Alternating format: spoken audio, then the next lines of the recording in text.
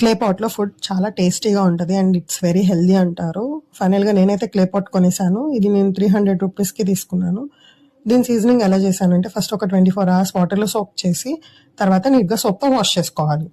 Wash చేసుకున్న తర్వాత దాంట్లోకి మనం రైస్ వండిన తర్వాత గంజి వచ్చిన వాటర్ ఉంటుంది కదా, ఆ వాటర్ యాడ్ చేసేసి ఫస్ట్ లో ఫ్లేమ్లో బాయిల్ చేసుకొని తర్వాత హై ఫ్లేమ్లో బాయిల్ చేసుకోవాలి ఇలాగా.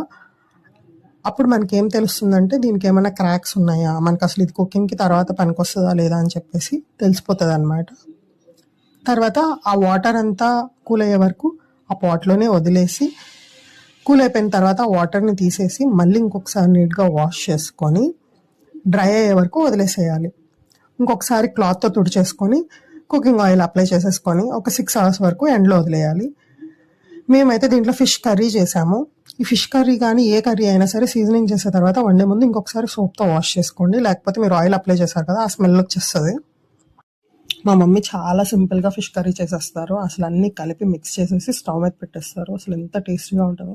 ఈసారి ఎప్పుడైనా డీటెయిల్ వీడియో పెట్టడానికి ట్రై చేస్తాను. నాకు ఏమనిపిస్తూ ఉంటుందంటే veg and non veg items చేయడం అంతా ఒక ఎత్తు అయితే ఈ ఫిష్ కర్రీ ఆర్ పులుసు చేయడం ఇంకొక ఎత్తు అనిపిస్తుంది.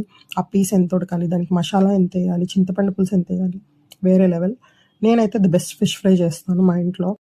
పాన్ మీదే ఫ్రై చేస్తాను, క్రిస్పీగా ఉంటుంది. ఆల్రెడీ ఛానల్లో పోస్ట్ చేశాను, రిలేటెడ్ వీడియోలో ట్యాగ్ చేస్తాను, చెక్ చేయండి. ఈ రోజు అయితే నేను ఈ క్లే పాట్లో అథెంటిక్ స్టైల్లో నాటుకోడి పులుసు చేశాను. రెసిపీ రేపు పోస్ట్ చేస్తాను. Don't miss it. Thanks for watching.